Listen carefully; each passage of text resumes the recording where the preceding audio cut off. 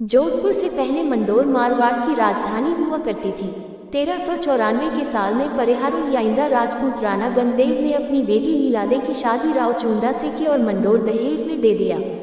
यहाँ से मारवाड़ में राठौड़ों के शासन की शुरुआत होती है, जो कि 1949 तक बदस्तूर जारी रहा। राव चुंदा के बेटे हुए राव रिदमल। उस समय मंदोर इतना मजबूत राज्य नहीं हुआ करता था और मेवाड़ का सूरज उरूज पर था।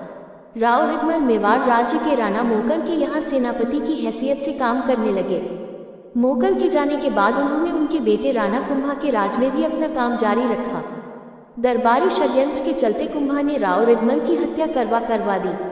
रिदमल के बेटे जोधा को वहां से जान बचाकर भागने पर मजबूर होना पड़ा। जोधपुर में लगी राव जोधा की मूर्ति। अपने साथ 700 घुड़सवार लिए जोधा मेवाड़ की राजधानी चित्तौड़ के किले से भागने में कामयाब रहा। जगह जगह पर उसकी मुठभेड़ चित्तौड़ की सेना से हुई। जब वो वापस मारवाड़ की राजधानी मंदोर पहुंचा तो उसके पास अपने समेत महज 7 घुड़सवार बचे थे। संकट की इस घड़ी में जोधा को उस शरणगाह की याद आई जहां कभी उसके पिता ने शरण ली थी। माने की जांगलू पश्चिमी राजस्थान का वो हिस्सा जिसे हम लोग आज बीकानेर, चूरू, हनुमानगढ़ और श्री गंगानगर के नाम से जानते हैं। यहाँ उसकी मुलाकात उस महिला से होनी थी जिसने उसके पिता को राजा बनाया था। सन 1387 की बात है। मारवाड़ के सुवाब गांव में मेहाजी चारण के घर छठी बेटी का जन्म हुआ। मेहाजी को एक बेटे का इंतजार था। मेहाजी ने अपनी छठी बेटी का नाम रखा रिद्धाबाई। लोककथा है कि किशोर काल में रिद्धा ने अपनी बुआ की टेढ़ी अंगुली को एक स्पर्श से ठीक कर दिया था। इसके बाद उसकी बुआ ने उसे नया नाम दिया करणी माने चमत्कारी। शादी लायक होने पर पिता मेहाजी ने करणी की शादी उनके साथिका गांव के दीपोजी चारण से कर दी। शादी के बाद करणी ने साफ कर दिया कि उसकी शादी में कोई दिलचस्पी नहीं है। करणी ने अपनी छोटी बहन गुलाब की शादी दीपोजी से करवा दी और खुद को गृहस्थ जीवन से अलग रखा। उस दौरान मारवाड़ में भयंकर अकाल पड़ा और दीपोजी ने अपनी और अपने मवेशियों की जिंदगी बचाने के लिए मारवाड़ से जांगलियों की तरफ रुख किया। यहाँ के एक गांव में उन्होंने डेरा डाल दिया। उस समय तक राव चुंदा मारे जा चुके थे और उसके बेटे कान्हाराव कांजी का शासन इस इलाके में चलता था। दीपोजी और करणी ने जांगलू एक गांव में डेरा डाल दिया। यहाँ कांजी के कुछ सैनिकों ने करणी और उसके मवेशियों को पानी पीने से रोक दिया। जब ये खबर राव रिदमल को लगी तो करणी और दीपोजी के पास आया और उन्हें पास ही के गांव बीच के गोचर में चलने के लिए कहा। करणी के बीच जाने की बात सुनकर कांजी खींच गया। उसने मौके पर आकर करणी को आदेश दिया कि वो उसका राज्य छोड़कर चली जाए। करणी ने उसे काफी धिक्कारा और अंत में शर्त रखी कि अगर वो उनकी पूजा की पेटी बैलगाड़ी पर रख देता है तो वो उसका राज्य छोड़कर चली जाएंगी। राव कांजी बड़ी मशक्कत के बाद भी ऐसा करने में कामयाब नहीं हुआ। करणी माता के मंदिर में असंख्य चूहे काबे हैं, इसलिए इसे काबे वाली माता के मंदिर के नाम से भी जाना जाता है। राव कांजी इससे और गुस्सा हो गया। उसने करणी को ललकारते हुए पूछा कि वो जादू ही दिखा रही है तो बताए कि वो कब मरेगा। करणी ने उसे चेताया कि उसकी जिंदगी महज 1 साल और बची है।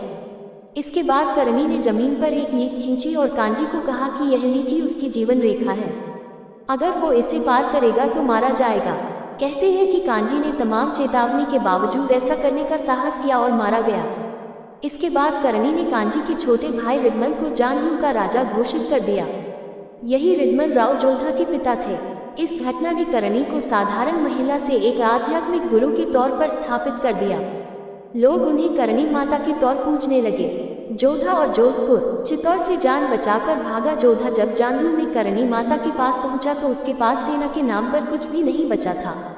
कहते हैं कि करणी माता ने उसकी बुरे वक्त में मदद की, उसको रहने का ठिकाना दिया, उसे फिर से अपनी शक्ति इकट्ठी करने लिए प्रेरित किया। जोधा ने धीरे धीरे करके अपनी शक्ति फिर से बटोरी और एक किनारे से मारवाड़ के क्षेत्रों पर फिर से कब्जा करना शुरू किया। अपने निर्वासन के करीब 15 साल बाद 1453 के साल में जोधा एक बार फिर से मंदोर पर काबिज था। मंदोर पर कब्जे के बाद जोधा को समझ में आने लगा कि राजधानी के तौर पर मंदोर बहुत सुरक्षित नहीं है। राव जोधा अपनी राजधानी को मंदोर से दक्षिण की तरफ 9 किलोमीटर दूर ले गया। यहाँ पर एक ऊंची पहाड़ी थी जिस पर चिड़ियानाथ नाम के जोगी संत रहा करते थे। इसी वजह से इस पहाड़ी को चिड़ियाटोप की पहाड़ी कहा जाता था। जोधा को ये जगह पसंद आ गई और उसने यहाँ नई राजधानी बसाने का फैसला किया। 12 मई 1459 के रोज चिड़ियाटू की पहाड़ी पर नए किले की नींव डाली गई। जोधा की करणी माता में गहरी श्रद्धा थी। उसे अपना बुरा वक्त भी याद था। जोधा की रिक्वेस्ट पर करणी नए किले की नींव रखने के लिए देशनोक चिड़ियाटू आए। चूंडा की चौथी पीढ़ी और एक नया राज्य। कहते हैं कि राव जोधा की कड़वी बातों से नाराज होकर उसके छोटे बेटे बीका ने मेहरानगढ़ छोड़ दिया।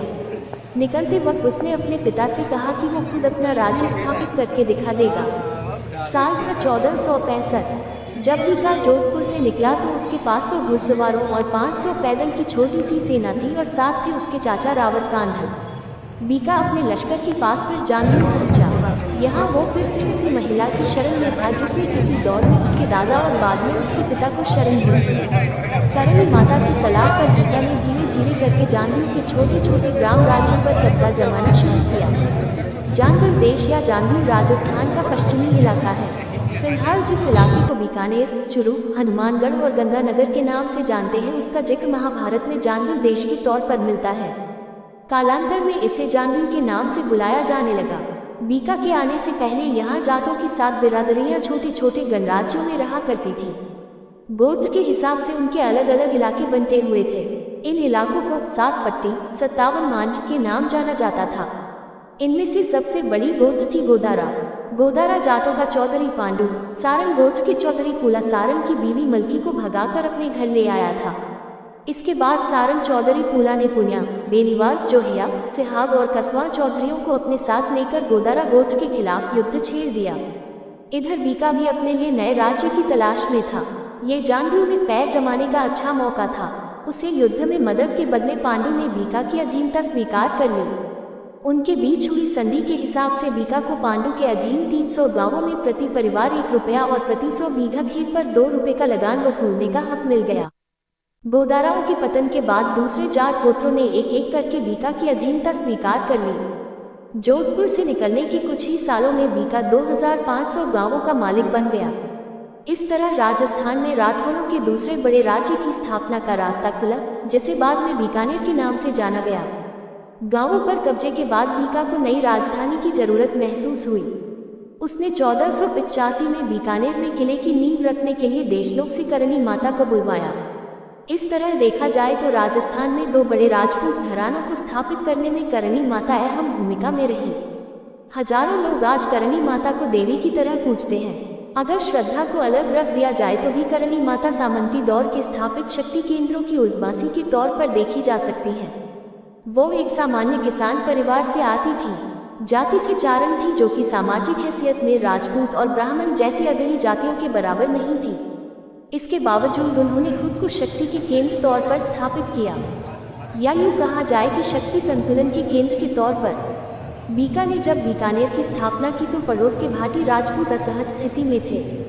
जानवीर के आगे थार पर भाटी राजपूतों का हिस्सा बीका से पहले जानवीर, भाटी और राठौर राजपूतों के बीच बफर जोन की तरह था। जानवीर में बीका के कब्जे के बाद भाटी राजपूतों की हरारत स्वाभाविक थी। करणी माता ने तनाव की स्थिति में जरूरी हस्तक्षेप किया और बीका की शादी पूगल के भाटी शासक राव शेखा की बेटी रणकंवर के साथ करवाया। इससे नए बसे बीकानेर पर से युद्ध का बड़ा खतरा टल गया।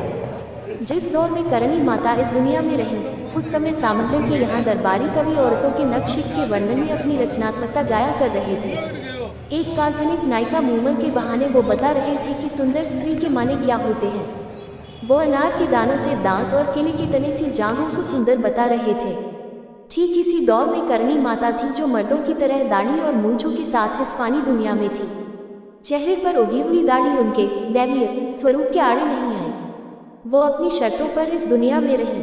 आज भी लोग उन्हें इसी रूप में पूजते हैं। देशनोक में उनका भव्य मंदिर है।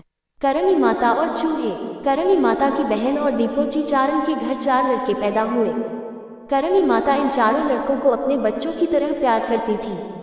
बाद में इन चारों लड़कों के वंशज देपावत चारण के नाम से जाने गए। देपावत माने देपा के बेटे। चरों करणी माता के साथ ही रहते। करणी माता के जाने बाद ये लोग उनके मंदिर के पुजारी बने। देशनोक जहाँ करणी माता का मंदिर है वहाँ आज भी देपावत चारणों के 4 मोहल्ले बसे हुए हैं। यहाँ मान्यता यह है कि क्योंकि देपावत करणी माता के परिवार के सदस्य हैं, इसलिए उन्हें स्वर्ग और नरक के चक्कर से मुक्ति मिल चुकी है।